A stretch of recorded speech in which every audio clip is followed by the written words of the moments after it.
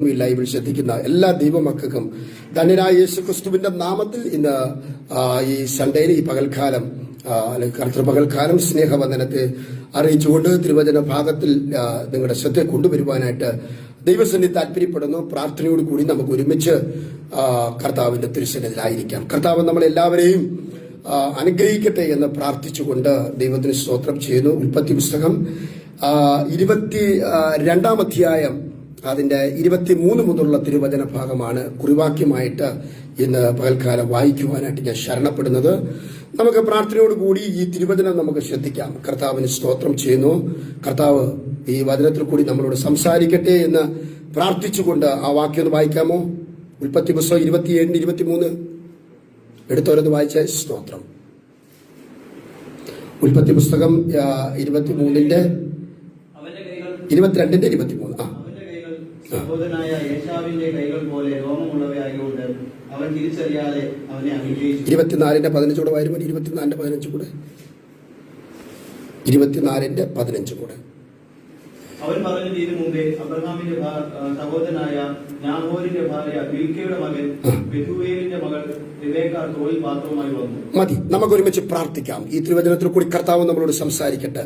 പരിശുദ്ധ പിതാവേ, ഞങ്ങളുടെ സ്വർഗത്തിലെ നല്ല കർത്താവേ, അല്പനേരം ഞങ്ങളെ കർത്താവിന്റെ തിരുവചനത്തിൽ കൂടി ഞങ്ങളായിരിക്കുമ്പോൾ കർത്താവ് ഞങ്ങളോട് സംസാരിക്കാൻ പോകുന്നതിനായി സ്തോത്രം സ്തോത്രം സ്തോത്രം സ്തോത്രം. വന്ന എല്ലാ പ്രിയപ്പെട്ടവർക്കായി സ്തോത്രം. അവരെ അനുഗ്രഹിക്കണമേ. ശാന്തമായ അന്തരീക്ഷത്തിൽ കർത്താവ് ഞങ്ങളോട് സംസാരിക്കണമേ.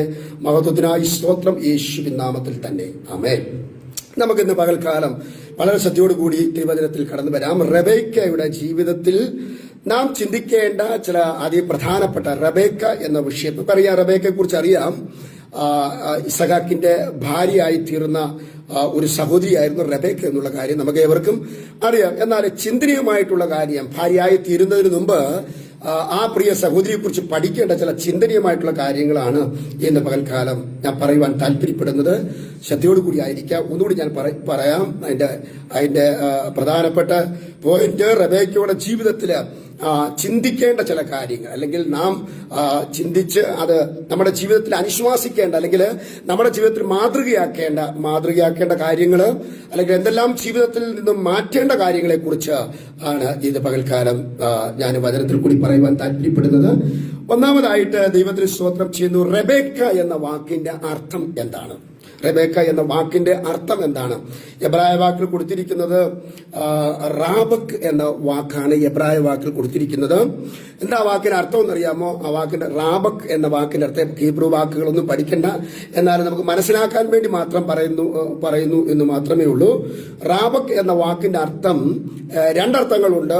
ആ അർത്ഥം രണ്ടും കൂടെ പഠിക്കുമ്പോൾ എല്ലാം ഒന്ന് തന്നെയാണ്. ഒന്ന് പാശമെന്നും രണ്ട് കയറെന്നുമാണ് ആ വാക്കിന്റെ അർത്ഥം. ദൈവത്തിന് സ്തോത്രം. ആ വാക്കിന്റെ അർത്ഥം പാശമെന്നും കയറെന്നുമാണ്. പക്ഷെ അതിന്റെ ചിന്തിക്കേണ്ട കാര്യങ്ങളെ കുറിച്ച്, റബേക്കയുടെ കാര്യങ്ങളെ കുറിച്ച് ചിന്തിക്കുമ്പം വളരെ ആ വാക്കിനോടുള്ള ബന്ധത്തിൽ, അർത്ഥത്തോടുള്ള ബന്ധത്തിൽ ചിന്തിക്കേണ്ടത് വളരെ നല്ല സാക്ഷ്യം ഒതുങ്ങി ജീവിച്ച ഒരു സഹോദരിയായിരുന്നു ആര്? റബേക്ക. പാശം, കയർ അല്ലെങ്കിൽ പാശം എന്നാണ് ആ വാക്കിന്റെ അർത്ഥം. റബേക്ക എന്ന വാക്കിന്റെ അർത്ഥം. അപ്പൊ ആ വാക്കിന്റെ അതിന്റെ വിശദീകരണം ഇങ്ങനെയാണ്. ഞാനൊരു പുസ്തകത്തിൽ വായിച്ചപ്പം വളരെ ഒതുങ്ങി ജീവിച്ചവരും നല്ല സാക്ഷ്യം പ്രാപിച്ച ഒരു വ്യക്തിയായിരുന്നു ആര്? റബേക്ക എന്ന് പറയുന്ന ഈ സഹോദരി. കർത്താവിന് സ്തോത്രം ചെയ്യുന്നു. അപ്പം ഇതിൽ നിന്ന് നമ്മൾ പഠിക്കേണ്ട കാര്യങ്ങളെ കുറിച്ച് ദൈവത്തിന് സ്തോത്രം ചെയ്യുന്നു. അതായത് നമ്മളെ ദേശത്തിൽ, അല്ലെങ്കിൽ നമുക്ക് മാതൃകയുള്ള ഒരു നല്ല സാക്ഷ്യമുള്ള ദൈവമക്കളായി തീരേണ്ടത് ഏറ്റവും അത്യന്താപേക്ഷിതമായിട്ടുള്ള ഒരു കാര്യമാണ് സാക്ഷ്യം. നമുക്ക് പലപ്പോഴും പല കർത്താവിന്റെ ദാസന്മാർ പറയാറുണ്ടല്ലോ, ഒരു സാക്ഷ്യത്തെ എന്ത് ചെയ്യുന്നു, അങ്ങനെ പറയുന്നത് അല്ലേ? സ്തോത്രം. ഒരു വ്യക്തിയുടെ സാക്ഷ്യം കേൾക്കുമ്പോൾ, എഴുന്നേറ്റ് നിന്ന് കർത്താവ് ചെയ്ത വിടുതലുകളെ കുറിച്ച്, ആ നന്മകളെ കുറിച്ചൊക്കെ കേൾക്കുമ്പോൾ മറ്റുള്ള ആൾക്ക് എന്ത് ചെയ്യണം? അതുകൊണ്ട് ഒരു പ്രയോജനം ഉണ്ടായിരിക്കണം. അതുകൊണ്ട് ആത്മീയമായിട്ടുള്ള ഒരു ഉത്തേജനം, ആത്മീയമായിട്ടുള്ള വളർച്ച എന്ത് ചെയ്യണം? അതുകൊണ്ട് ഉണ്ടായിരിക്കണം. അതാണ് സാക്ഷ്യം എന്ന് പറയുന്നത് അല്ലേ? ശരിക്കും നമ്മൾ സാക്ഷ്യം എന്ന് പറയുമ്പോൾ നമുക്ക് മനസ്സിലാക്കേണ്ട കാര്യം, നിങ്ങൾ കൂടി വരുമ്പോൾ സാക്ഷ്യമുണ്ട് എന്ന് പറയുമ്പോൾ തന്നെ നമ്മൾ സാക്ഷ്യമുണ്ടെന്ന് പറയുമ്പോൾ നമുക്ക് പുറത്ത്, അല്ലെങ്കിൽ മറ്റുള്ളവരുടെ ഇടയിൽ, നമ്മുടെ ചുറ്റുപാടിടയിൽ നല്ലൊരു സാക്ഷ്യം നമുക്ക് വേണ്ടത് ഏറ്റവും ആവശ്യമായ കാര്യമാണ്. കർത്താവിന് നന്ദിയോട് സ്തോത്രം ചെയ്യുന്നു. അനേകരും സാക്ഷ്യമില്ലാതെ, അമാതൃകയായിട്ട്, മാതൃകയില്ലാത്ത ജീവിതമാണ് ആത്മീയഗോളത്തിലൊക്കെ ഇന്ന് നടന്നുകൊണ്ടിരിക്കുന്നത്, അല്ലേ? എനിക്കറിയാം ഒരു കാര്യം, ഞാൻ പലപ്പോഴും പ്രസംഗിക്കുമ്പോൾ ഒരു കാര്യം ഇങ്ങനെ പറയാറുണ്ട്. എനിക്കറിയാവുന്ന ഒരു സിസ്റ്ററെ കുറിച്ച് ഞാൻ പറയാറുണ്ട്. അതായത് ഞങ്ങൾ വിശ്വാസത്തിൽ കൊണ്ടുവന്ന ഒരു സഹോദരിയാണ്. ഒരു വിശ്വാസത്തിൽ വന്നു. തൊട്ടടുത്ത് ചുറ്റുപാടും ഒക്കെ സമുദായക്കാരെ താമസിക്കുന്നത്. ആ സമുദായക്കാര് അല്ലെങ്കിൽ അവള് താമസിക്കുന്ന തൊട്ടടുത്തുള്ള ഒരു സമുദായക്കാരുടെ ഭവനത്തിൽ നിന്നാണ് അവൾ എന്ത് ചെയ്യുന്നത്, എല്ലാ ദിവസവും അവർക്ക് പശുവുണ്ട്, പാല് മേടിക്കുന്നത്. എല്ലാ ദിവസവും ആ വീട്ടിൽ നിന്നാണ് പാല് മേടിക്കുന്നത്. സ്തോത്രം. എന്നാൽ ആ സമുദായക്കാരന സഹോദരി, വിശ്വാസ സഹോദരിയോട് ഒരു കാര്യം പറഞ്ഞത് എന്നെ വളരെയധികം ചിന്തിപ്പിക്കുവാനിടയായി തീർന്നു. പറഞ്ഞത് ഇങ്ങനെയാണ്, അതായത് ഞങ്ങൾ മറ്റുള്ളവർക്കെല്ലാം വെള്ളം ചേർത്ത് പാലം തീയും കൊടുക്കും, പക്ഷെ നിങ്ങളെ കാണുമ്പോൾ ഞങ്ങൾക്കൊരു പേടിയാന്ന് പറഞ്ഞു. ചേർക്കാനായിട്ട് തോന്നുന്നില്ല, ഒറിജിനൽ പാലാകരുതെന്ന് പറഞ്ഞു. സൗകര്യം പറഞ്ഞൊരു സാക്ഷി. അപ്പൊ ദൈവമക്കളെ, പ്രിയപ്പെട്ടവരെ, നമ്മളെ കാണുമ്പോൾ തന്നെ മറ്റുള്ളവർക്കൊരു ഭയം ഉണ്ടാകണം. മനസ്സിലാകുന്നുണ്ടോ ഞാൻ പറഞ്ഞത്? ഒരു പേടി ഉണ്ടാകണം നമ്മുടെ സാക്ഷ്യം കാണുമ്പോൾ. ദൈവത്തിന് സ്തോത്രം ചെയ്യുന്നു. അതുകൊണ്ടാണ് സങ്കീർത്തനക്കാരൻ പറയുന്നത്, എന്റെ വായിലെ വാക്കുകളും, ബാക്കി പറയാമോ നിങ്ങള്? എന്റെ വായിലെ വാക്കുകളും ഹൃദയത്തിലെ ധ്യാനവും നിനക്ക് പ്രസാദകരമായി തീരട്ടെ. സ്തോത്രം ചെയ്യുന്നു. വായിലെ വാക്കുകളും ഹൃദയത്തിലെ ധ്യാനവും നിനക്ക് എന്തായിത്തീരണം? പ്രസാദകരമായി മാറട്ടെ. ദൈവത്തിന് സ്തോത്രം ചെയ്യുന്നു.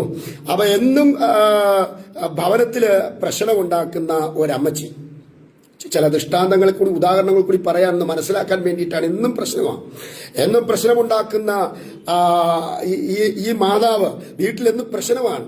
അതായത് മോളോടും മക്കളോടും ഒക്കെ എന്നും പ്രശ്നം ഉണ്ടാക്കിക്കൊണ്ടിരിക്കുന്ന ഈ മാതാവിന്റെ ഇതൊക്കെ കണ്ടുകൊണ്ട് കൊച്ചുമക്കളും അവിടെ വളർന്നുകൊണ്ടിരിക്കുക. പെട്ടെന്ന് ഈ സ്തോത്രം ചെയ്യുന്ന ഒരു കഥയാണ്. ഈ ആക്രി എടുക്കാനായിട്ട് ഒരാളിങ്ങനെ വന്നു. ആക്രി ഉണ്ടോ എന്ന് വിളിച്ചുകൊണ്ട് വന്ന സന്ദർഭത്തില് സ്തോത്രം ഈ കൊച്ചുമോന് വല്യമ്മയെ ചൂണ്ടിക്കാണിച്ചുകൊണ്ട് പറഞ്ഞു, ഇവിടെ ഒരു ആക്രി ഉണ്ട്, എടുത്തോണ്ട് പൊയ്ക്കോളാൻ പറഞ്ഞു. എന്ന് പറഞ്ഞാൽ എന്ന് ശല്യം, അവിടെ ഒരു സ്വസ്ഥത ഞങ്ങൾക്ക് എന്ത് ചെയ്യുന്നില്ല, തരുന്നില്ല. അതുകൊണ്ട് ഈ സാധനത്തിന് എടുത്തോണ്ട് പൊയ്ക്കോളാൻ പറഞ്ഞു. ഇതൊരു ഫലിതമാണെങ്കിലും പ്രിയപ്പെട്ടവരെ സ്തോത്രം ചെയ്യുന്നു.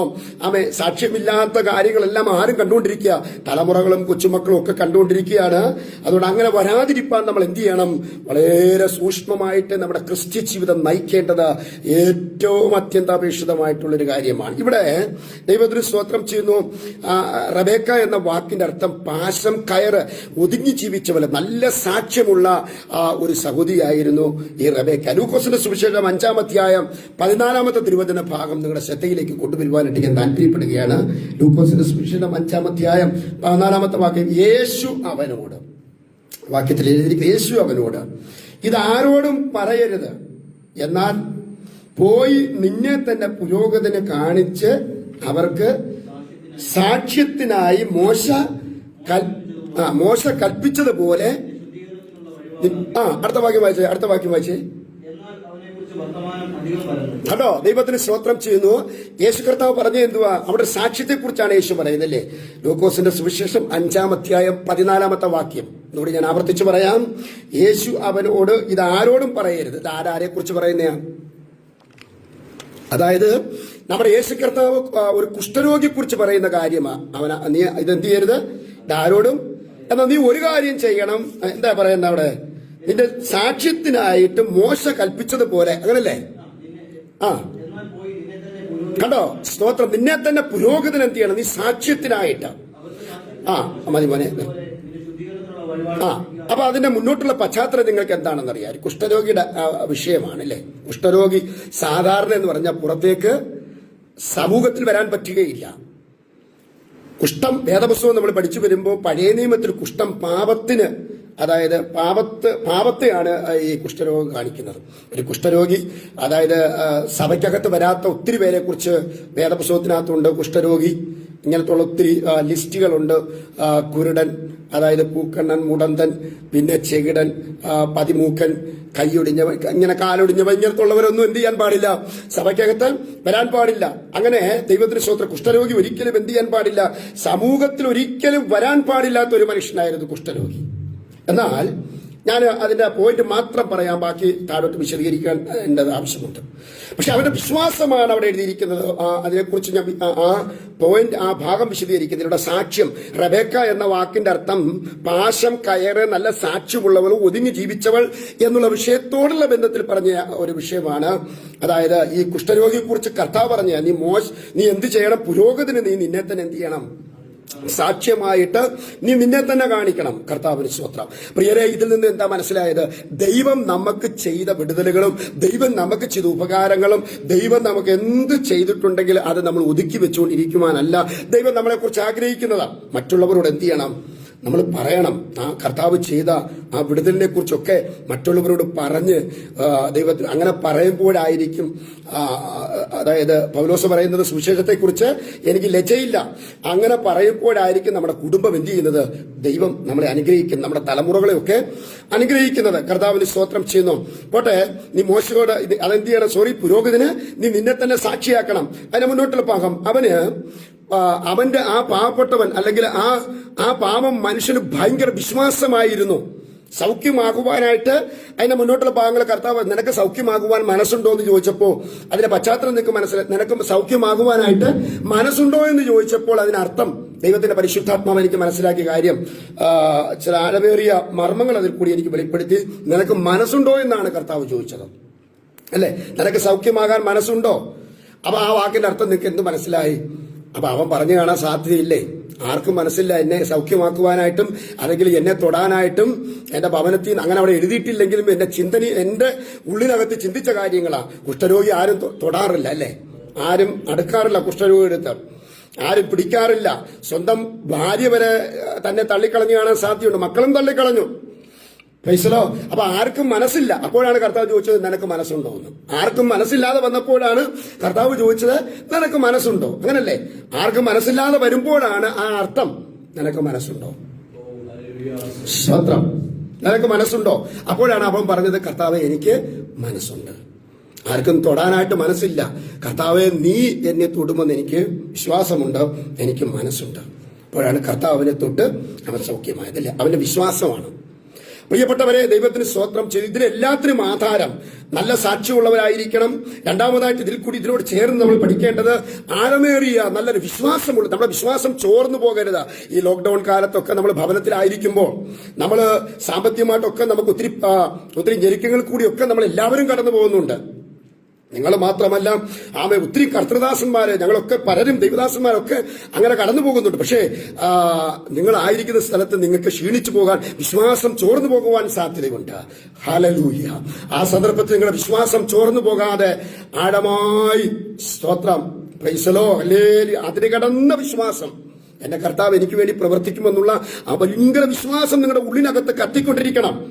അതാണ് എബ്രായ ലേഖനത്തിൽ പറയുന്ന വിശ്വാസം എന്നതോ ആശിക്കുന്നതിന് ഉറപ്പും കാണാത്ത കാര്യങ്ങളുടെ നിശ്ചയമാണ്. വിശ്വാസം നമ്മുടെ ഉള്ളിൽ ആർജിച്ചെടുക്കണം. വിശ്വാസം ഉറക്കണം. നമ്മുടെ വിശ്വാസത്തിൽ ഉറയ്ക്കണം. എന്റെ കർത്താവ് എനിക്ക് വേണ്ടി പ്രവർത്തിക്കും. സ്തോത്രം, സ്തോത്രം. എന്റെ ദൈവം എനിക്ക് വേണ്ടി അത്ഭുതം ചെയ്യുമെന്നുള്ള ആ അചഞ്ചലമായിട്ടുള്ള വിശ്വാസം ഉണ്ടായിരിക്കണം. ഒരു നിരീശ്വരവാദിയായ ഒരു മനുഷ്യന് ഇങ്ങനെ ക്ലാസ് എടുത്തുകൊണ്ടിരിക്കുന്ന സമയത്ത്, സ്കൂളിൽ ക്ലാസ് എടുക്കുന്ന സമയത്ത്, ആ സ്കൂളിലെ ഒരു വിദ്യാർത്ഥിക്ക്, ഒരു വിശ്വാസിയായ ഒരു വിദ്യാർത്ഥി ഉണ്ടായിരുന്നു. അപ്പൊ ഈ നിരീശ്വരവാദിയായ സാറിന് അറിയാമായിരുന്നു അവൻ വിശ്വാസിയാണെന്ന്. അവന് ഭയങ്കര വിശ്വാസമുള്ള. അപ്പൊ അവനോട് ചോദിച്ച് വാക്കിങ്ങനെയാണ്, ദൈവത്തിന് സ്തോത്രം ചെയ്യുന്നു. അതായത് ദൈവവിശ്വാസിയായ ആ മോനോട് ഇങ്ങനെ ചോദിക്കുവാനിടയായി തീർന്നു. ദൈവത്തിന് സ്തോത്രം ചെയ്യുന്നു. അതായത് നിനക്ക് ഈ ദൈവത്തിൽ എങ്ങനെ വിശ്വാസം കിട്ടിയെന്ന് ചോദിച്ചു. അപ്പൊ അവൻ പറഞ്ഞ്, എന്റെ പേരൻസ്, എന്റെ മാതാപിതാക്കളും എന്റെ മുത്തച്ഛൻ, എന്റെ മുത്തശ്ശി, അവരൊക്കെ വിശ്വാസത്തിലായിരുന്നുകൊണ്ട് ആ കുടുംബത്തിൽ ജനിച്ചതുകൊണ്ടാണ് വിശ്വാസ കുടുംബത്തിൽ ഞാനും ജനിക്കുവാനിടയായിത്തീർന്നു. അതുകൊണ്ടാണ് എനിക്ക് ദൈവത്തെക്കുറിച്ചുള്ള വിശ്വാസം വന്നേന്ന് പറഞ്ഞു. അപ്പൊ അദ്ദേഹം പിന്നെ വിദ്യാർത്ഥിയെടുത്ത് അദ്ദേഹം പെട്ടെന്ന് പറഞ്ഞു, നിന്റെ മാതാപിതാക്കളും മുത്തച്ഛനും മുത്തശ്ശിയും ദൈവവിശ്വാസികൾ ആയതുകൊണ്ട് നീ ദൈവത്തിൽ വിശ്വസിക്കുന്നുണ്ട്. ഉടനെ പറഞ്ഞ വാക്കിങ്ങനെയാണ്, അവരൊക്കെ സ്തോത്രം ചെയ്ത് മരമണ്ടന്മാരും മരമണ്ടികളുമായിട്ട് ജനിച്ചായിരുന്നെങ്കിൽ നീയും മരമണ്ടനായിട്ട് ജനിക്കുമോ ചോദിച്ചപ്പോ വിദ്യാർത്ഥി പറയുകയാണ്, അവരൊക്കെ മരമണ്ടിയുമായിട്ട് ജനിച്ചിരുന്നെങ്കിൽ നീയും ആരായി ജനിക്കുമായിരുന്നു ചോദിച്ചു. അപ്പം അദ്ദേഹം പെട്ടെന്ന് മറുപടി പറഞ്ഞു, സാറിനെ പോലെ ഒരു മരമണ്ടനായിട്ട് ഞാൻ ജനിക്കുമായിരുന്നു പറഞ്ഞു. മനസ്സിലായോ പ്രിയപ്പെട്ടവരെ? സ്തോത്രം. അദ്ദേഹത്തിന്റെ ആ കുഞ്ഞിന്റെ വിശ്വാസത്തെ സ്തോത്രം തടയുവാനായിട്ട് ആ നിരീശ്വരവാദിക്ക് കഴിഞ്ഞില്ല. ഞാൻ പറഞ്ഞതിന്റെ സാരം, നമുക്ക് ആഴമേറിയ വിശ്വാസം ഉണ്ടായിരിക്കണം. ഇവിടെ സാക്ഷ്യം മാത്രമല്ല, അവൻ ആഴമേറിയ ഒരു വിശ്വാസം ഉണ്ടായിരുന്നു. എന്താ സ്തോത്രം ചെയ്യുന്നു? ആ വിശ്വാസത്തിന്റെ പുറത്താണ് സൗഖ്യമാകുവാൻ ഇടയായിത്തീരുന്നത്. അപ്പൊ ഞാൻ വിഷയത്തിൽ മടങ്ങി വരാം. റെബേക്ക എന്ന വാക്കിന്റെ അർത്ഥം നിങ്ങൾ ആരും മറന്നു പോകരുത്. ലൈവിൽ ശ്രദ്ധിക്കുന്ന പ്രിയപ്പെട്ടവർ മറന്നു പോകരുത്. പാശം കയർ, അവൾ ഒതുങ്ങി ജീവിച്ചവര്, നല്ല സാക്ഷ്യം ഉള്ളവളായിരുന്നു. നമുക്ക് നല്ല സാക്ഷ്യമുള്ളവരായിട്ട് ഈ ദിവസങ്ങളിൽ ലോക്ക്ഡൌൺ കഴിയുമ്പോൾ നിങ്ങൾ എല്ലാവരും നല്ല സാക്ഷ്യമുള്ളവരായിട്ട് നിങ്ങളുടെ സഭകളിൽ വരുവാൻ കർത്താവ് നിങ്ങളെ ഒരുക്കട്ടെ എന്ന് ഞാൻ പ്രാർത്ഥിക്കുന്നു. രണ്ടാമതായിട്ട് ഇവൾക്കുണ്ടായിരുന്ന 3 സ്വഭാവങ്ങളെ കുറിച്ച് വിശുദ്ധ വേദപുസ്തകത്തിൽ പറയുന്നു. ഒന്ന്, റെബേക്ക എന്ന വാക്കിന്റെ അർത്ഥം ഞാൻ പറഞ്ഞു. രണ്ടാമതായിട്ട് റെബേക്കയ്ക്ക് ഉണ്ടായിരുന്ന അതിപ്രധാനപ്പെട്ട 3 സ്വഭാവങ്ങളെ കുറിച്ച് വേദപുസ്തകത്തിൽ ആധികാരികമായിട്ട് പറയുന്നുണ്ട്. ഒന്നാമത് അതിന്റെ പോയിന്റ് 1, ഇവൾ അധ്വാനശീലയായ ഒരു സഹോദരിയായിരുന്നു. റെബേക്കയ്ക്ക് ഉണ്ടായിരുന്ന പ്രധാനപ്പെട്ട 3 സ്വഭാവങ്ങൾ. ഒന്ന്, ഇവൾ അധ്വാനശീലയായ ഒരു സഹോദരിയായിരുന്നു. ഇവൾ അബ്രഹാമിന്റെ വാക്യത്തിൽ എഴുതിയിട്ടുണ്ട്, ഇവൾ അബ്രഹാമിന്റെ സഹോദരനായ നാഹോരിന്റെ പുത്രനായ ബെതുബേലിന്റെ പുത്രിയായിരുന്നു എന്ന്. അങ്ങനല്ലേ? ബെതുബേലിന്റെ പുത്രിയായിരുന്നു. സ്തോത്രം. ഈ സ്ത്രീക്ക് ഒന്നാമത്തെ സ്വഭാവം, ഇവൾ നന്നായിട്ട് അധ്വാനിക്കുന്ന ഒരു സ്ത്രീയായിരുന്നു. സാധാരണ നമുക്കറിയാമല്ലോ, ഈ വിവാഹാലോചനകളൊക്കെ വരുമ്പോഴത്തേക്ക് വരന്റെ മാതാപിതാക്കൾ മുതിർന്നവരൊക്കെ വധുവിന്റെ വീട്ടിലേക്കാണ് എന്ത് ചെയ്യുന്നത്, കടന്നു ചെല്ലാറുള്ളത്. പക്ഷേ ഇവിടെ അങ്ങനെയല്ല. അബ്രഹാമിന്റെ വിശ്വസ്തദാസനായ എലയാസറിനെ, അതായത് നീ വേറെ എങ്ങും പോയി എന്ത് ചെയ്യരുത്, വേറെ ഒരു സ്ഥലത്തും പോയി എന്റെ മകന് വേണ്ടി മറ്റുള്ള ജാതികളുടെ ഇടയിൽ പോയി ഒരു വിവാഹം ഞാൻ ആഗ്രഹിക്കുന്നില്ല. അത് വേദപുസ്തക പ്രകാരം അത് വേർപാടില്ലാത്തൊരു അനുഭവമായിരിക്കും. എന്റെ കുടുംബത്തിൽ തന്നെ, എന്റെ ചാർച്ചക്കാരുടെ ഇടയിൽ തന്നെ തന്റെ വിശ്വസ്തനായ ദാസനെ വിളിച്ച്, എലയാസനെ വിളിച്ചിട്ട് പറഞ്ഞു, നീ എന്ത് ചെയ്യണം, സ്തോത്രം എന്റെ മകന് വിവാഹം ആലോചിക്കണമെന്ന് അബ്രഹാം തന്റെ വിശ്വസ്തദാസനായ എലയാസറിനോട് പറയുവാനിടയായിത്തീർന്നു. പ്രിയരെ, ഞാനൊരു കാര്യം പറയട്ടെ. ഇതിൽ നിന്ന് നമുക്ക് മനസ്സിലാക്കേണ്ട കാര്യങ്ങൾ, വിവാഹത്തെ കുറിച്ച് ഞാനൊന്നും വിശദീകരിക്കുന്നില്ല. വിവാഹം എല്ലാവർക്കും മാന്യവും കിടക്ക നിർമ്മലവുമാകട്ടെ എന്ന് വിവാഹം ദൈവം ആരംഭിച്ചതാണ്. വിവാഹം കഴിക്കാത്ത പലരും ഉണ്ട്. സ്തോത്രം ചെയ്യുന്നു. അതെല്ലാം വചനവിരുദ്ധമായിട്ടുള്ള കാര്യങ്ങളാണ്. പിന്നെ ഇന്നത്തെ പെന്തക്കോസിൽ തന്നെ ഇതിനോടൊക്കെ എതിർത്ത് നിൽക്കുന്ന പലരുമുണ്ട്. TPM പെന്തക്കോസുകാരൊക്കെ തിമത്യോസിന്റെ ലേഖനത്തിൽ പറയുന്നത് പോലൊക്കെ വിവാഹം വിലക്കുന്നവർ അന്ത്യകാലത്ത് ഉണ്ടാകുമെന്ന് പറയുന്നു. അതിന്റെ സബ്ജക്റ്റ് അല്ല, എന്റെ വിഷയത്തിലേക്ക് വരട്ടെ. നമ്മൾ വിവാഹം കഴിക്കുന്നെങ്കിൽ ഒരു കാര്യം, വളരെ പ്രാർത്ഥനയോടുകൂടി വേണം വിവാഹം കഴിക്കാൻ. അതൊക്കെ ഞാൻ താഴോട്ട് വരാം. ദൈവത്തിന് സ്തോത്രം ചെയ്യുന്നു. ഇവിടെ എന്താ എഴുതിയിരിക്കുന്ന അറിയാമോ? എപ്പോഴും ദൈവസന്നിധിയിൽ നമ്മൾ എന്ത് ചെയ്യണം, പ്രാർത്ഥിക്കേണ്ട ഒരു കാര്യമാണ്. വിവാഹത്തിന് വേണ്ടിയിട്ട് എന്ത് ചെയ്യണം, നമ്മൾ വളരെ പ്രാർത്ഥിക്കണം. ഒരു വേർപെട്ട വ്യക്തികളുമായിട്ട് മാത്രമേ വിവാഹ ബന്ധങ്ങളിൽ ഏർപ്പെടാവൂ. ദൈവമക്കൾക്ക് എപ്പോഴും ഒരു വേർപാടുണ്ടായിരിക്കണം, എല്ലാത്തിൽ നിന്നും വേർപാടുണ്ടായിരിക്കണം. കർത്താവിന് സ്തോത്രം ചെയ്യുന്നു. എല്ലാ നിലകളിൽ നിന്നും എന്ത് ചെയ്യണം, വേർപാടുണ്ടായിരിക്കണം. അതൊക്കെ നമുക്കറിയാം. കൊരിന്ത്യർക്ക് എഴുതിയ ലേഖനത്തിലുണ്ട്. ഇവിടെ എന്ത് ചെയ്തു, അബ്രഹാമിന്റെ വിശ്വസ്തദാസനായ എലയാസറിനോട് പറഞ്ഞത് എന്ത് ചെയ്യണം, പിന്നെ നീ എന്റെ ചാർച്ചക്കാരുടെ ഇടയിൽ ചെന്ന് എന്റെ മകന് വേണ്ടിയിട്ട്. ഉൽപ്പത്തി പുസ്തകം 24 7-ാമത്തെ അധ്യായം നമുക്ക് വായിച്ചു വരുമ്പോൾ, 24 7-ാമത്തെ വാക്യം വായിച്ചു വരുമ്പം ഒന്ന് വായിക്കാമോ? 24:7.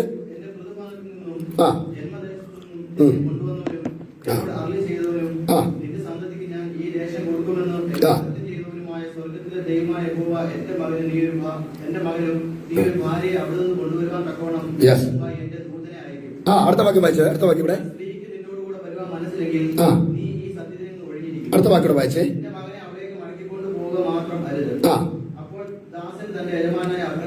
മതി. സ്വത്രം. 24-ാം അധ്യായം 7 മുതൽ താഴോട്ട് വായിച്ചു വരുമ്പോൾ അവിടെ എഴുതിയിരിക്കുന്നത്, ഈ തന്റെ വിശ്വസ്തദാസനായ എലയാസറിനോട് പറഞ്ഞു, അല്ലെ? എലയാസർ എന്ത് ചെയ്തു? 10 ഒട്ടകവും പിന്നെ അതിനുള്ള ക്രമീകരണങ്ങളുമായിട്ട് കടന്നു പോകുന്നു. ഇങ്ങനെ കടന്നു പോകുന്ന സന്ദർഭത്തിൽ 24-ാമത്തെ 7-ാമത്തെ വാക്യം താഴോട്ട് വായിച്ചു വരുമ്പോൾ ദൈവത്തിന്റെ പരിശുദ്ധാത്മാവ് എനിക്ക് മനസ്സിലായത്, അബ്രഹാമിന്റെ വിശ്വാസം അബ്രഹാമിന്റെ വിശ്വസ്ത ദാസനാണെങ്കിലും എലയാസറിന് എന്തോ ഉണ്ടായിരുന്നു? അബ്രഹാമിന്റെ വിശ്വാസം ആർക്കുണ്ടായിരുന്നു? പ്രിയരെ, എലയാസറിനുണ്ടായിരുന്നു. അബ്രഹാമിന്റെ വിശ്വാസം ആർക്കുണ്ടായിരുന്നു? എലയാസറിനുണ്ടായിരുന്നു. അതുകൊണ്ടാണ് അബ്രഹാം പറഞ്ഞത്, എന്റെ ദൂതൻ നിനക്ക് മുമ്പായിട്ട് പോകും. അപ്പം അബ്രഹാമിന് ദൈവത്തിലുള്ള ആഴമേറിയ വിശ്വാസം. തന്റെ ദാസനോട് പറയുന്നു, എന്റെ ദൂതൻ നിനക്ക് മുമ്പായിട്ട് പോകും. അബ്രഹാമിന് മുമ്പായിട്ട് ദൈവത്തിന്റെ ദൂതൻ പോയി, ഇല്ലേ? എലയാസറിന് മുമ്പായിട്ട് എന്റെ ദൂതൻ കടന്നു പോകുന്നത് പോലെ, ആമേൻ, ദൈവം നിനക്ക് വേണ്ടിയിട്ട് ഒരുക്കുന്ന പ്രവർത്തനങ്ങൾ നമ്മൾ പോലും അറിയാതാണ് ദൈവത്തിന്റെ വഴികൾ നമുക്ക് വേണ്ടി തുറക്കുന്നത്. സ്തോത്രം. ആമേൻ. ഞാൻ നിനക്ക്, വേദവസനത്തിൽ പറഞ്ഞ്, ഞാൻ നിനക്ക് മുമ്പായിട്ട് പോകും. അങ്ങനല്ലേ ഇരിക്കട്ടെ. ഞാൻ നിനക്ക് മുമ്പായി പോകും, ദുർഘടങ്ങളെ നിരപ്പാക്കും, ഇരുമ്പോടാമ്പലുകളെ തകർക്കും. പരിശുദ്ധാത്മാവ് ഈ പകൽക്കാലം എന്നോട് ശക്തമായിട്ട് ഇടപെടുന്നത്. ഒന്നും ഭാരപ്പെടേണ്ട. ഒരാകുല ചിന്തകളാൽ നമ്മൾ ഇന്ന് പകൽക്കാലം ഭാരപ്പെടേണ്ട.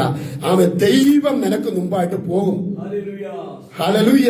ദൈവം നിനക്ക് മുമ്പായി പോകും, ദുർഘടങ്ങൾ നിരപ്പാക്കും, ഇരുമ്പോടാമ്പലുകളെ തകർക്കും. ഞാൻ നിന്നെ വലം കൈക്ക് പിടിച്ചിരിക്കുന്നു എന്ന് കോരേശനോട് പറഞ്ഞതുപോലെ ദൈവം നിന്റെ കൂടെ ഉണ്ട്. ആ വിശ്വാസം നിനക്കുണ്ടെങ്കിൽ ഇന്ന് പകൽക്കാലം ഏത് പ്രതിസന്ധികളെയും, ആമേൻ, ദൈവത്തെ സെരുബാബേലിന്റെ മുമ്പിൽ നിൽക്കുന്ന മഹാപർവ്വതമേ, നീ ആര് ശൈന്യത്താലല്ല ശക്തിയാലല്ല എന്റെ ആത്മാവിനാൽ അത്രേ. സ്തോത്രം. സ്തോത്രം. ഹല്ലേലൂയ. അങ്ങനെയെങ്കിൽ ഇന്ന് പകൽക്കാലം നീ ആയിരിക്കുന്ന സ്ഥലത്തിരുന്നു കൊണ്ട് അവൻ ആദരം തുറന്നുകൊണ്ട് ഇങ്ങനെ പറ, കർത്താവേ നന്ദിയോട് സ്തോത്രം, സ്തോത്രം എന്ന് പറയുമ്പോ അവൻ നിന്റെ മുമ്പിൽ ചില വലിയ മന്ത്രി പോലെ പർവ്വത സമാനമായ പല വിഷയങ്ങളുണ്ട്. അത് നീ പോലും അറിയാതെ അതിനെ മാറ്റിത്തരുവാനായിട്ട്, അതിനെ സമഭൂമി ആക്കുവാനായിട്ട് കഴിയുന്ന ഒരു ദൈവത്തിലാണ് ആമേ ഇന്ന് പകൽക്കാലം നിന്റെ ആശ്രയം എന്ന് നിനക്കിന്ന് പകൽക്കാല വിശ്വാസമുണ്ടായിരിക്കണം. ഇതാണ് എഴുതിയിരിക്കുന്നത്. എന്താണെന്നറിയാമോ? ആമേ, അബ്രഹാമിന്റെ വിശ്വാസം ആർക്കുണ്ടായിരുന്നു? പറഞ്ഞേ, എലയാസറിന് ഉണ്ടായിരുന്നു. താഴോട്ടുള്ള വാക്യങ്ങൾ വായിക്കുമ്പോൾ എഴുതിയിട്ടുണ്ട്. വേദപുസ്തകത്തിനകത്ത് കൂനിയായ ഒരു സ്ത്രീയെ കുറിച്ച് നമുക്ക് പലപ്പോഴും ഞാൻ പ്രസംഗിച്ചുകൊണ്ട് പോയിന്റ് മാത്രം പറയാം. സ്തോത്രം. അബ്രഹാമിന്റെ വിശ്വാസം ആർക്കുണ്ടായിരുന്നു? ആ സ്ത്രീക്ക് ഉണ്ടായിരുന്നു. അതുകൊണ്ടാണ് അവർക്ക് ആ സ്ത്രീക്ക് നിവർന്ന് നടക്കുവാനായിട്ട് കഴിഞ്ഞത്. അബ്രഹാമിന്റെ വിശ്വാസം ഉണ്ടായിരുന്നു യേശു തന്നെ അവിടെ പറഞ്ഞിട്ടുണ്ട്. എന്താ യേശു പറഞ്ഞത്? ഇവളും അബ്രഹാമിന്റെ മകളല്ലയോ? അപ്പൊ അബ്രഹാമിന്റെ വിശ്വാസം ആർക്കുണ്ടായിരുന്നു? സ്തോത്രം. കൂനിയായ സ്ത്രീക്കും ഉണ്ടായിരുന്നു. പഴയ നിയമത്തിൽ നമുക്ക് അറിയാവുന്ന ഒരു കഥാപാത്രം അല്ലെങ്കിൽ ഒരു വ്യക്തിയെ കൂടെ ദൃഷ്ടാന്തമായിട്ട് ഒന്ന് ചൂണ്ടിക്കാണിച്ചിട്ട് ദൈവത്തിന് സ്തോത്രം ചെയ്യുന്നു. ഒന്ന് രണ്ട് പോയിന്റ് കൂടെ പറഞ്ഞ് പ്രാർത്ഥിക്കുവാൻ താല്പര്യപ്പെടുകയാണ്. സ്തോത്രം. നമുക്കറിയാമല്ലോ, രാജാക്കന്മാരുടെ പുസ്തകം വായിച്ചു വരുമ്പോഴത്തേക്ക് ഏലിയാവിനും വിശ്വാസം ഉണ്ടായിരുന്നതായിട്ട് കാണുന്നുണ്ട്. ഏലിയാവിനും അബ്രഹാമിന്റെയും ഇസ്ഹാക്കിന്റെയും യാക്കോബിന്റെയും ദൈവമേ, ആകാശത്ത് നിന്ന് എന്ത് ചെയ്യണം? പറഞ്ഞേ, തീ ഇറങ്ങണം. അങ്ങനല്ലേ? സ്വന്തം ആകാശത്തിൽ നിന്നും തീ ഇറങ്ങണമേ. അപ്പൊ അബ്രഹാമിന്റെയും ഇസ്ഹാക്കിന്റെയും യാക്കോബിന്റെയും ദൈവമേ, ആകാശത്ത് നിന്ന് തീ ഇറങ്ങണമേ എന്ന് പറഞ്ഞപ്പോൾ അവിടെയും ആ വിശ്വാസം, ആരുടെ വിശ്വാസം ഉണ്ടായിരുന്നു? ഏലിയ പറഞ്ഞ അബ്രഹാമിന്റെ വിശ്വാസം. അങ്ങനല്ലേ എഴുതിയിരിക്കുന്നത്? അബ്രഹാമിന്റെ വിശ്വാസം ആർക്കുണ്ടായിരുന്നു? ഏലിയാവിനും ഉണ്ടായിരുന്നു. അബ്രഹാമിന്റെയും ഇസ്ഹാക്കിന്റെയും യാക്കോബിന്റെയും ദൈവമേ, ആകാശത്ത് നിന്ന് തീ ഇറങ്ങണമേ പറഞ്ഞപ്പോൾ ക്ഷണത്തിൽ ആകാശത്ത് തീ ഇറങ്ങി. പിന്നെ സ്തോത്രം ചെയ്യുന്നു. അവിടെ എന്തൊക്കെ സംഭവിച്ചത്? ദൈവത്തിന് സ്തോത്രം ചെയ്യും. യാഗപീഠത്തിന്റെ മേൽ ദൈവത്തിന്റെ തീ ഇറങ്ങി. 2-3 പോയിന്റുകൾ മാത്രം. പിന്നെ തോട്ടിലെ വെള്ളം വറ്റി. അങ്ങനല്ലേ? മണ്ണും എന്ത് ചെയ്തു? ദഹിപ്പിച്ചു കളഞ്ഞു. സ്ഥലോ. അപ്പൊ അവിടെ എന്തൊക്കെ സംഭവിച്ചു? 3 കാര്യം. 1, തോട്ടിലെ വെള്ളം വറ്റി. 2, മണ്ണും കത്തി. അങ്ങനെയെങ്കിൽ പ്രിയപ്പെട്ടവരെ, ഇന്ന് പകൽക്കാലം ദൈവത്തിന് സ്തോത്രം, പരിശുദ്ധാത്മാവിന്റെ സാന്നിധ്യം വെളിപ്പെട്ട് കഴിഞ്ഞാൽ സ്തോത്രം, മണ്ണ് കത്തും. മണ്ണ് കത്തും എന്ന് പറഞ്ഞാല് 2-3 അർത്ഥങ്ങൾ അതിനകത്ത് ഞാൻ പറയാം. ഒന്ന്, നിന്റെ ശരീരം മണ്ണുകൊണ്ട് നിർമ്മിച്ചിരിക്കുക. ആമേൻ. നിങ്ങൾ ദൈവത്തിന്റെ മന്ദിരമെന്നും ദൈവത്തിന്റെ ആത്മാവ് നിങ്ങളിൽ വസിക്കുന്നു. അങ്ങനെ ദൈവത്തിന്റെ ആത്മാവ് നമ്മുടെ ശരീരത്തിലുള്ളത് കൊണ്ട് ഈ ശക്തി നമ്മുടെ മേൽ കടന്നു വരുന്ന സമയത്ത് നമ്മുടെ ശരീരം ആത്മനിറവിൽ നിറഞ്ഞ് നമ്മുടെ ശരീരത്തിന്റെ മേൽ ദൈവശക്തി വ്യാപരിക്കണം. നമ്മുടെ ശരീരത്തിന്റെ മേൽ ദൈവത്തിന്റെ ശക്തി വ്യാപരിക്കുന്ന സന്ദർഭത്തിൽ ഇന്ന് പകൽക്കാലം ദൈവവചനത്തിൽ കൂടി ദൂരായി സംസാരിക്കട്ടെ. നിന്റെ കുടുംബത്തിനകത്ത്, നിന്റെ വസ്തുവിനകത്ത്, നിന്റെ മണ്ണിനകത്ത് ചെയ്തു വെച്ചിരിക്കുന്ന ആഭിചാര ശക്തികളായിക്കോട്ടെ, എന്തെല്ലാം ചെയ്തു വെച്ചിട്ടുണ്ടെങ്കിൽ നിന്റെ ശരീരം ഇന്ന് പകൽക്കാലം ദൈവ സാന്നിധ്യം കൊണ്ട് നിറയുമെങ്കിൽ നിന്റെ വസ്തുവിനകത്ത് ചെയ്തതും കത്തിച്ചു കളയുക ഈ ദൈവത്തിന് കഴിയും. ദൈവത്തിന് സ്തോത്രം ചെയ്യുന്നു. മണ്ണെന്ത് ചെയ്തു? യാഗവസ്തു കത്തി, തോട്ടിലെ വെള്ളം വറ്റി, മണ്ണും കത്തി. അതും അബ്രഹാമിന്റെയും ഇസഹാക്കിന്റെയും യാക്കോബിന്റെയും ദൈവമേ തീ ഇറങ്ങണം എന്ന് പറഞ്ഞപ്പോൾ ക്ഷണത്തിൽ എന്ത് ചെയ്തു? അത് സംഭവിച്ചെങ്കിൽ ഇന്ന് പകൽക്കാലം എന്നെ കേൾക്കുന്ന പ്രിയ സഹോദരി സഹോദരന്മാരെ, എല്ലാവരും കൂടി ശ്രദ്ധിക്കുന്നവരെ, ഉടവറബലവ നിന്നെ ഒരു കാലത്തും തല നിവർത്തുകയില്ല, എഴുന്നേൽപ്പിക്കുകയില്ല. സ്തോത്രം ചെയ്യുന്നു.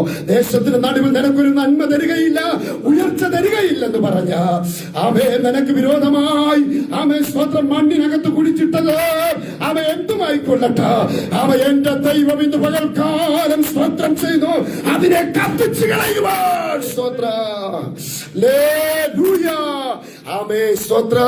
എന്റെ കർത്താവ് ഇന്ന് പകൽ നിന്റെ കൂടെയുണ്ട്. അതാണ് ഇവിടെ എഴുതിയിരിക്കുന്നത്. അബ്രഹാമിന്റെയും ഇസഹാക്കിന്റെയും യാക്കോബിന്റെ ദൈവമേ തീയിറങ്ങണമേ. ഞാൻ മടങ്ങി വരുവാൻ താല്പര്യപ്പെടുന്നു. ഇവൾക്കുണ്ടായിരുന്ന 3 സ്വഭാവങ്ങളിൽ സ്തോത്രം ചെയ്യുന്നു. ഒന്ന്, ഇവൾ അധ്വാനശീലിയായിരുന്നു. ഉണ്ടോ? സ്തോത്രം. എലയാസർ പ്രാർത്ഥിച്ചു. എന്താ എലയാസർ അവിടെ എഴുതിയിട്ടുണ്ട്. സ്തോത്രം. അങ്ങനെ 10 ഒട്ടകങ്ങളും സ്തോത്രം ചെയ്യുന്നതായിട്ട് എലയാസർ തന്റെ യജമാനന്റെ മകന് വേണ്ടിയിട്ട് ഒരു സ്തോത്രം ചാർച്ചക്കാരന് വിവാഹമെടുക്കുവാൻ വന്ന സന്ദർഭത്തില് സ്തോത്രം ചെയ്യുന്നു. താൻ പ്രാർത്ഥിച്ചു, ദൈവമേ എന്റെ ഹോബി കൃപ ചെയ്ത് അടുത്ത വാക്യൂടെ വായിച്ച പോലെ, ഇതാ ഞാൻ കിണറ്റിന്റെ അരികിൽ നിൽക്കുന്നു. കണ്ടോ? സ്തോത്രം. തെളിവ്. ഇതാ ഞാൻ കിണറ്റിന്റെ അരികിൽ നിൽക്കുന്നു. ഈ പട്ടണക്കാരുടെ ഒത്തിരി കന്യകമാര് സാധാരണ നമുക്കറിയാമല്ലോ. ദൈവത്തിന് സ്തോത്രം ചെയ്യുന്നു. അന്നത്തെ കാലഘട്ടത്തില് സ്തോത്രം, അതായത് മധ്യപൗരസ്ത്യ ദേശത്തിലെ കിണറുകൾ ഇന്നത്തെ കിണറുകൾ പോലെ അല്ലായിരുന്നു. സാധാരണ ഇന്നത്തെ കിണറുകൾ പോലെ അല്ലായിരുന്നു. അതായത് കിണറ്റിന്റെ സ്തോത്രം ചെയ്യുന്നു അതിന്റെ വശത്തുകൂടി പടികൾ എന്തുമായിരുന്നു നമുക്കറിയാം. പഴയ കാലത്ത് ആൾക്കാർക്ക് പടികൾ വെട്ടിയിരിക്കും.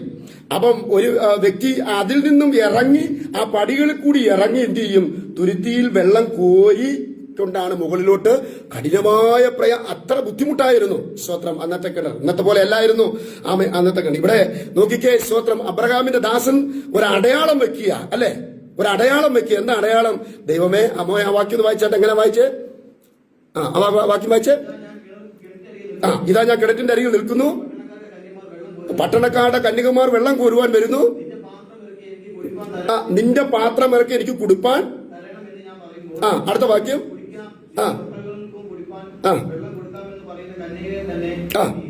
കണ്ടോ? സ്തോത്രം. ആമേൻ. അവരുടെ അടയാളം വെക്കുക. ദൈവമേ, ഞാനിവിടെ നിൽക്കുന്നു, വളരെ ക്ഷീണിതനാണ്, 10 ഒട്ടകങ്ങളുമായി വിശിഷ്ട വസ്തുക്കളുമായിട്ട് ഈ എലയാസർ വന്നു നിൽക്കുമ്പോൾ അവൻ ഒരു തെളിവ്, അതായത് ഒരു കാര്യം കർത്താവിനോട് പ്രാർത്ഥിച്ചു പറയുകയാണ്. യജമാനന്റെ ദൈവമേ, ഞാനിവിടെ നിൽക്കുന്നു. സ്തോത്രം. എനിക്ക് ആര് വെള്ളം കോരി തരുന്നുവോ ആ വ്യക്തി എന്റെ യജമാനന്റെ മകന്റെ കണ്ടോ നന്മയ്ക്കായിട്ടൊരടയാളം. പ്രിയരെ, നിങ്ങൾക്ക് എന്ത് മനസ്സിലായി ഞാൻ പറഞ്ഞത്? ഈ ദിവസങ്ങൾ അടയാളങ്ങൾ വെച്ച് പ്രാർത്ഥിക്കുന്നുണ്ടല്ലോ. ഹല്ലേലൂയ. ദൈവമേ, ഞാനൊരു അടയാളം ദൈവസന്നിധി വെക്കുന്നു. ഞാൻ പ്രാർത്ഥിച്ചൊരു അടയാളം. എനിക്കറിയത്തില്ല ആരോ ദൈവത്തിന്റെ പരിശുദ്ധാത്മാവ് ഈ ലൈവ് കൂടി ശ്രദ്ധിക്കുന്ന പ്രിയപ്പെട്ടവരോട് ആരോടൊക്കെ ദൈവാത്മാവ് ഇടപെടുന്നു. നീ പ്രാർത്ഥിക്കുന്നില്ല, ദൈവമേ ഒരു അടയാളം ഞാൻ ദൈവസന്നിധി വെക്കുന്നു. ഈ ദിവസങ്ങളിൽ കർത്താവേ, ഞാൻ കണ്ണുനീരോടെ ചില വിഷയങ്ങള് കർത്താവിന്റെ സന്നിധിയിൽ വെക്കുന്നു. ഒരു അടയാളം ദൈവസന്നിധിയിൽ വെക്കുന്നു. എലയാസർ പറഞ്ഞതുപോലെ ഞാൻ അടയാളം വെക്കുന്നു. സ്തോത്രം ചെയ്യുന്നു. ആര് കിണറ്റിൽ നിന്ന് വെള്ളം വെള്ളം കോരി എന്റെ ഒട്ടങ്ങൾക്ക് തരുമോ? ആ വ്യക്തി ആയിരിക്കണമെന്ന് യജമാനന്റെ മകന്റെ ഭാര്യയായി തീരുന്നു. അടയാളം സ്വന്തം ഞാൻ വെക്കുന്നു എന്ന് എലയാസർ പ്രാർത്ഥിച്ചെങ്കിൽ പ്രിയപ്പെട്ടവരെ, ഇന്ന് പകൽക്കാലം ആമേ നന്മയ്ക്കായിട്ടോ ഒരടയാളത്തിന് വേണ്ടി പ്രാർത്ഥിക്കുന്ന ദൈവത്തിന്റെ പൈതലെ, നിനക്ക് വേണ്ടി ഇന്ന് പകൽക്കാലം അത് ഒരടയാളം. ചുടരബലബലബലബലബലബ ഉടബലബലബ ശംതരബ ഉടബലബലബ ഉടബലബലബ ശംതരബ ഉടബലബലബലബ ഉടബലബലബ ശബലബലബലബലബ. ഹല്ലേലൂയ, സ്തോത്ര. അടയാളത്തിന് വേണ്ടി ദൈവസന്നിധിയിൽ പ്രാർത്ഥിക്കുന്ന ദൈവത്തിന്റെ പൈതലേ, യെസ്, ആമേൻ. ഈ മെസ്സേജ് ഇന്ന് പകൽക്കാലം ചിലർക്ക് വിടുതലായി തീരട്ടെ. കരഞ്ഞു കഴിഞ്ഞ ദിവസങ്ങൾ നീ പ്രാർത്ഥിച്ചില്ലേ, ഒരടയാളം കർത്താവെ ഞാൻ വെക്കുന്നു. ഹല്ലേലൂയ. അടയാളം എന്നെ കാണിക്കണം. ഈ ദിവസങ്ങളിൽ ദർശനത്തിൽ കൂടി, ആമേ, ചില വെളിപ്പാടുകൾ കൂടി, ആമേ, സ്തോത്ര, ആമേ, സ്വപ്നത്തിൽ കൂടി, ആമേ, നിന്നോട് കൃത്യമായി നീ നടക്കുമ്പോൾ നിന്നോട് കൃത്യമായി ദൈവത്തിന്റെ ആത്മാവ് ഇടപെടാൻ പോവുകയാണ്. ഒരടയാളം ദൈവമേ എന്നെ കാണിക്കണമേ എന്ന് ആര് പ്രാർത്ഥിച്ചു? പറഞ്ഞിട്ട് എലയാസർ പ്രാർത്ഥിച്ചു. ആ സമയത്ത് സംഭവിച്ചത് എന്താ? റെബേക്ക എന്ത് ചെയ്തു? അങ്ങനല്ലേ പോലെ വാക്യം, അടുത്ത വാക്യം എഴുതിയിരിക്കുന്നത്, വേണ്ടുവോളം ഒട്ടകത്തിന് എന്ത് ചെയ്തു?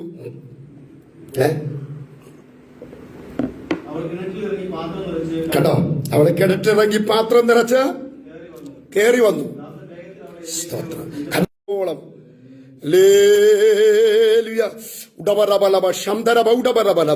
വേണ്ടുവോളം വെള്ളം നിറച്ചെന്ത് ചെയ്തു? കൊടുക്കുവാനിടയായി തീർന്നു. അങ്ങനെയെങ്കിൽ പ്രിയപ്പെട്ടവരെ, സ്തോത്രം ചെന്നു എന്നെ കേൾക്കുന്ന ദൈവത്തിന്റെ പൈതലേ, എന്ന പകൽക്കാലം ദൈവത്തിന്റെ പരിശുദ്ധാത്മാവ് നിന്നോട് ശക്തമായി വചനത്തിൽ കൂടി ഇടപെടുന്നത്. സ്തോത്ര. വേണ്ടുവോളം സ്തോത്രം ചെയ്യുന്നു. ആമേ, സ്തോത്രം. ആ വെള്ളം കോരി ഒട്ടങ്ങൾക്ക് കൊടുത്തെങ്കില നീ പ്രതീക്ഷിക്കാത്ത എലയാസർ ആമെ ആരാണെന്നറിയത്തില്ല. പക്ഷേ ആമെ അടയാളം വെച്ചപ്പോൾ ആമെ തക്ക സമയത്ത് വിടുതൽ ഇങ്ങോട്ട് വന്നെങ്കിൽ ദൈവാത്മാവ് ഇന്ന് പകൽക്കാലം പറയട്ടെ, ആമെ നിനക്ക് വേണ്ടി ആമെ നിന്നെ തേടിയെത്തുന്ന, കരമടിച്ച് ദൈവത്തെ സ്തുതിക്കുവാൻ എത്ര പേർക്ക് പറ്റോ? നിന്നെ തേടി ചില വിടുതലുകൾ എത്തുക, ആമെ നിന്റെ അരികിലേക്ക് ചില വിടുതലുകൾ എത്തുക.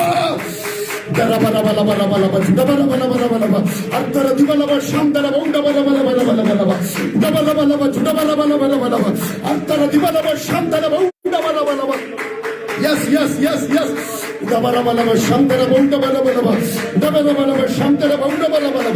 Yes, yes. ചില വിടുതലുകൾ നടന്നുകൊണ്ടിരിക്കുകയാണ്. ചില കുടുംബങ്ങളിൽ ചില വിടുതൽ നടക്കുകയാണ്.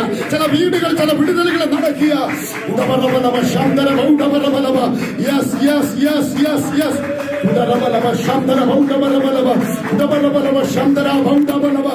Yes, yes, yes. ചില വിടുതലുകളെ തേടിയെത്തുക, നിന്നെ ചില വിടുതലുകൾ തേടിയെത്തുക. യെസ്. ഓ ആമേ, വേണ്ടുവോളം. അങ്ങനല്ലേ? സ്തോത്ര. ആമേ, സ്തോത്ര. പ്രിയ ആമേ, സ്തോത്രം. നമുക്ക് ഇന്ന് പകൽക്കാലം നമ്മുടെ സഭ ആരുമില്ല. ആമേ, പ്രിയ ഭാവിച്ച സ്തോത്രം ചെയ്യുന്നു. ആ പ്രിയ ലിറ്റ മോനെ, ദൈവം നമുക്ക് വേണ്ടി പ്രവർത്തിക്കും. വേണ്ടുവോളം. ആമേ, നീ പ്രാർത്ഥിക്കുന്ന വിഷയം, ദൈവമേ നന്മയ്ക്കായ ഒരു അടയാളം എനിക്ക് തരണം. ഈ 2021 കഴിയുന്നതിന് മുമ്പ് തന്നെ, ഈ വർഷം തീരുന്നതിന് മുമ്പ് തന്നെ നന്മയ്ക്കായി എനിക്കൊരു അടയാളം. ഹല്ലേലൂയ. നിന്നെ തേടിയെത്തുന്ന ചില വിടുതലുകൾ അത് നിനക്ക് പോലും അതിശയമാകും. ദൈവാത്മാവിനോട് ശക്തമായിട്ട് ഇടപെടുന്നു.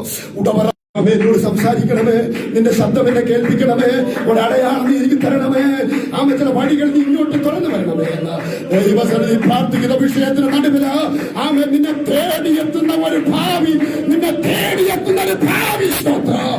ആമേ, നിന്നെ തേടിയെത്തുന്ന ഒരു ഭാവി നിന്റെ അരികിലേക്ക് ദൈവം കൊണ്ടുവരുവാ.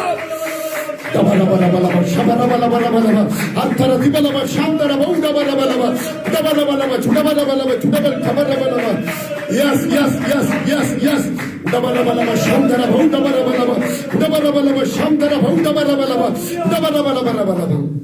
എനിക്കറിയത്തില്ല, ദൈവാത്മാവ് ഇന്ന് പകൽ മോനെ നിന്നോട് ഇടപെടുക.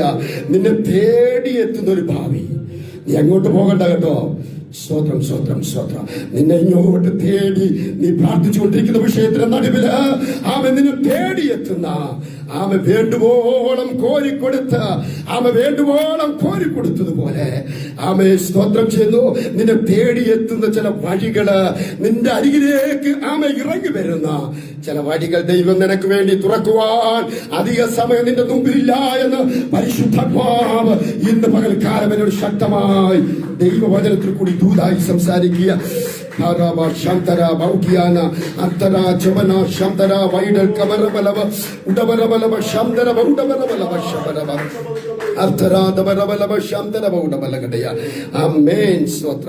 എന്താ ഞാൻ രണ്ട് കാര്യം കൂടെ വാക്യം കൂടെ പറഞ്ഞ് അവസാനിപ്പിക്കാം. ഒന്ന്, ഇവൾക്കുണ്ടായിരുന്ന 3 സ്വഭാവങ്ങൾ.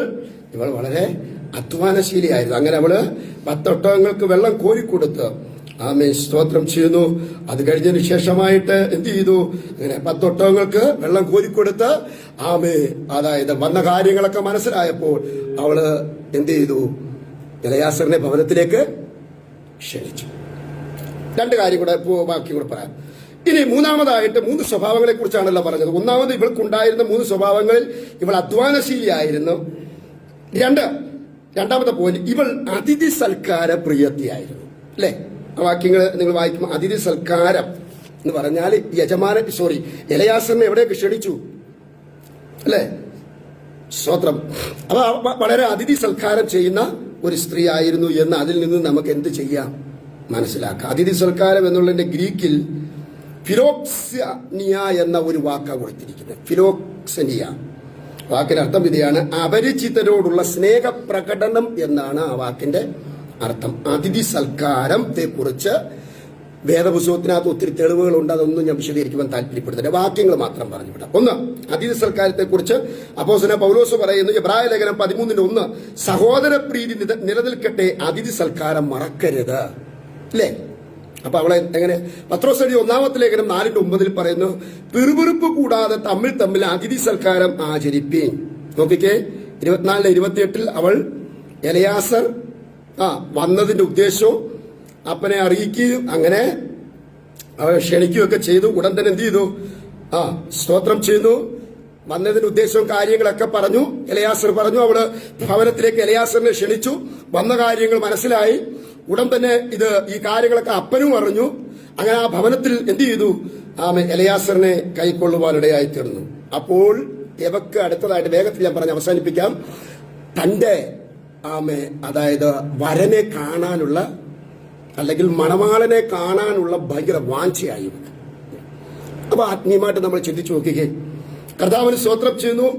അതായത് നമ്മൾ ഈ ഭൂമിയിലായിരിക്കുമ്പോൾ തന്നെ നമ്മുടെ ആത്മമണവാളനായ കർത്താവിനെ കാണുവാനായിട്ട് നമ്മൾ എപ്പോഴും എന്തായിത്തീരണം? ഉത്സുകരായിത്തീരണം. നമ്മുടെ കർത്താവിന്റെ വരവ് നമ്മുടെ യേശു കർത്താവിന്റെ വരവ് ഏറ്റവും അടുത്തിരിക്കുന്ന ഈ കാലഘട്ടം.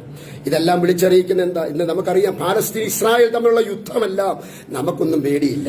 നമുക്ക് എപ്പോഴും ഇസ്രായേലിനെ സപ്പോർട്ട് ചെയ്യാനേ പറ്റൂ. കാരണം എന്തുകൊണ്ടാ? തിരുവചനം അങ്ങനെ പറയുന്നത് കൊണ്ട്. സ്തോത്രം. നമ്മുടെ മനസ്സെപ്പോഴും അങ്ങനെ ആയിരിക്കും. തിരുവചനം അങ്ങനെയാ. ഇസ്രായേൽ ഇല്ലാതെ ഒരിക്കലും എന്ത് ചെയ്യാൻ പറ്റുകയില്ല. ഇസ്രായേൽ പ്രാധാന്യം വേദപുസ്തകത്തിൽ കൊടുക്കുന്നുണ്ട്. അപ്പൊ ഇതെല്ലാം വിളിച്ചറിയിക്കുന്നത്. എന്നാൽ പള്ളിക്ക് വേണ്ടിയിട്ട്, അതായത് അതിനെക്കുറിച്ചൊന്നും അതിൽ വേറെ സബ്ജക്റ്റ് ആയി മനസ്സിലാക്കാൻ വേണ്ടി പറയുക.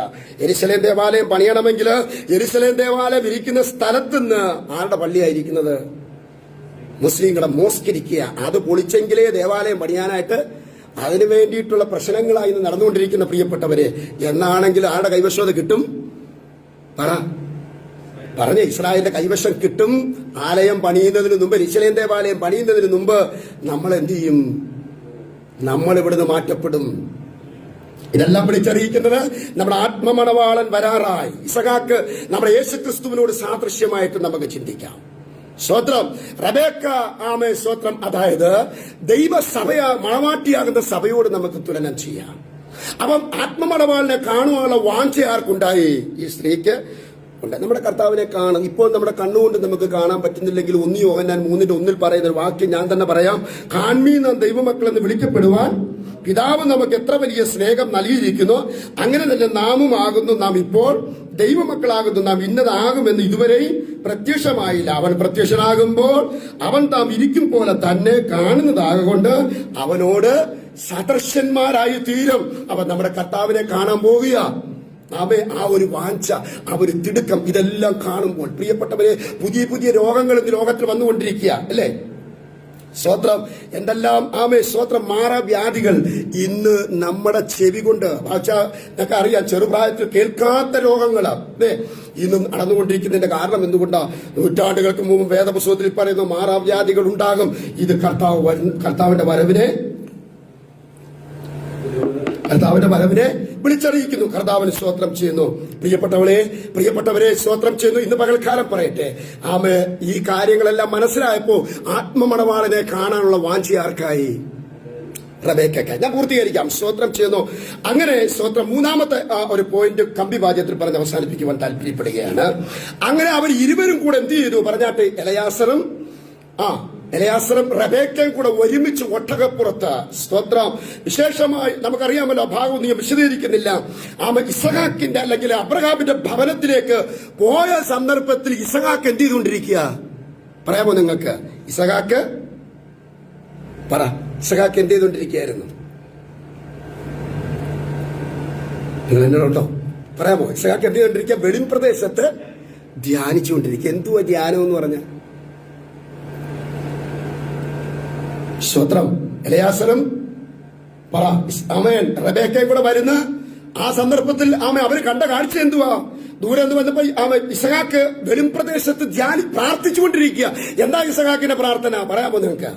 എന്താ ഇസഹാക്ക്? ദൈവമേ, ദൈവഹിതപ്രകാരം എന്റെ ഭാവി എന്ത് ചെയ്യണം? നീ കെട്ടുപണി ചെയ്യണം. എന്തോ പ്രാർത്ഥിക്കുന്നത്? ദൈവത്തോട് പല കാര്യങ്ങൾ പ്രാർത്ഥിച്ചുകൊണ്ടിരിക്കും. എനിക്ക് വരാൻ പോകുന്ന നിയുക്ത വധു, അങ്ങനല്ല എഴുതിയിരിക്കുന്നത്. എനിക്ക് വരാൻ പോകുന്നത് ദൈവഹിതപ്രകാരം വഴി ഒരുക്കണം. ഹലോ, സ്വോത്രം. ദൈവഹിതപ്രകാരം.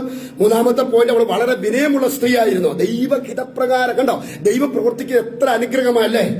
മരുഭൂമിയിൽ അവൻ വെറുതെ ഇരുന്നില്ല, അവൻ പ്രാർത്ഥിച്ചുകൊണ്ടേയിരുന്നു. സ്വോത്രം. പ്രാർത്ഥിച്ചുകൊണ്ടേയിരുന്ന സമയത്ത് തക്ക സമയത്ത് അവന് വേണ്ടിയിട്ട് ദൈവം എന്ത് ചെയ്തു? പ്രവർത്തിച്ചുകൊണ്ടിരുന്നു അല്ലെ? ഇങ്ങോട്ട് വരിക, അങ്ങനല്ല എഴുതിയിരിക്കുന്ന. അങ്ങോട്ട് പോവുകയല്ല, പിന്നെ ഇങ്ങോട്ട് വരിക, അങ്ങനല്ല അവിടെ എഴുതിയിരിക്കുന്നത്. ദൈവത്തിന് സ്തോത്രം ചെയ്തു. പ്രിയപ്പെട്ടവരെ, ഞാനിന്ന് പകൽക്കാലം പറയട്ടെ, ദൈവം തരുന്നത് പ്രാർത്ഥിച്ച് കിട്ടുന്നതല്ല ശ്രേഷ്ഠമായിരിക്കും. ഹലോ, പ്രാർത്ഥനയിൽ നമുക്ക് ലഭിക്കുന്നതെല്ലാം അനുഗ്രഹമായിരിക്കും. നമ്മൾ കഴിഞ്ഞ ദിവസങ്ങൾ ഉപവസിച്ചത്, കഴിഞ്ഞ ദിവസങ്ങളിൽ പ്രാർത്ഥിച്ചത്, ദൈവസന്നിധിയിൽ കരഞ്ഞ വിഷയങ്ങളൊന്നും വെറുതെ ആയി തീരത്തില്ല.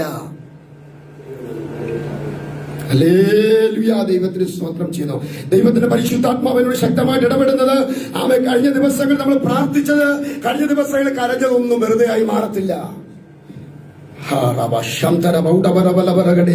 കഴിഞ്ഞ ദിവസങ്ങളിൽ നിലവിളിച്ചതൊന്നും എന്തായി മാറത്തില്ല, പ്രതാവായി തീരുകയില്ല. കഴിഞ്ഞ ദിവസങ്ങളിൽ നീ ഉപവസിച്ചത്, നിന്റെ കുടുംബം പ്രാർത്ഥിച്ചത്, നിലവിളിച്ചത് ഒന്നും എന്തായി മാറുകയില്ല, വെറുതെയായി തീരുകയില്ല.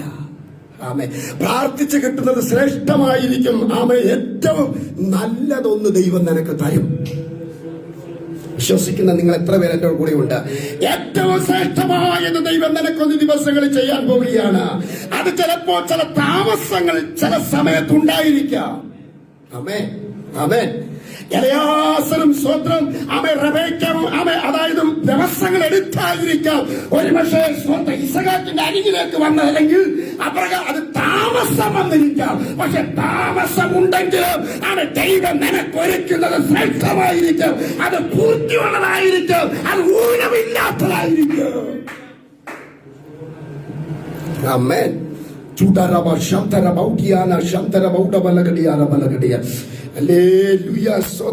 ഊനമില്ലാത്തത്, ശ്രേഷ്ഠമായത്, പൂർത്തീകരിക്കപ്പെട്ടത്, അത് താമസമെടുത്തെന്നിരിക്കാം. അല്പം താമസം കഴിയുമ്പോൾ നിനക്ക് വേണ്ടി ശ്രേഷ്ഠമായത് ദൈവം ഒന്ന് ഒരുക്കി വച്ചിരിക്കുക. അത് വന്നുകൊണ്ടിരിക്കുക, അത് അടുത്തുകൊണ്ടിരിക്കുകയാണ്, അത് നിന്റെ അരികിലേക്ക് വന്നുകൊണ്ടിരിക്കുകയാണ്. സ്വത്രം സ്വത്രം സ്വത്രം. അവൾക്ക് വേണ്ടി ഒരുങ്ങിയിരിക്കുന്ന തന്റെ മണവാളനെ കണ്ടപ്പോൾ അവൾ വേഗത്തിൽ ഒട്ടകപ്പുറത്തിന് ഇറങ്ങിയിട്ട് അവൾ ഒരു മൂടുപടം തലയിലിട്ടുകൊണ്ട് യജമാനരികിലേക്ക് വന്നെങ്കിൽ ഇന്ന് പകൽക്കാലം സ്വത്രം ചെയ്യുന്നു. ദൈവം നിനക്ക് വേണ്ടി ഒരുക്കുന്ന ശ്രേഷ്ഠതകൾ ഓർത്ത് കർത്താവിന് സ്വത്രം. ഇന്ന് പകൽക്കാലം നീ വിനയപ്പെട്ട് ഏൽപ്പിച്ചു കൊടുക്ക്. ദൈവം തന്നെ അനുഗ്രഹിക്കുവാൻ വിശ്വസ്തനാണ്. ഒരു നിമിഷം ഈ ദൈവവചനത്തിന് മുമ്പാകെ നമ്മളെ തന്നെ ഏൽപ്പിച്ചാട്ട് നമ്മുടെ കണ്ണിലടച്ചേ ഒരു നിമിഷം നമുക്ക് പ്രാർത്ഥിച്ചേ. അടയാ നവ ശതരഭൂതപരവനവ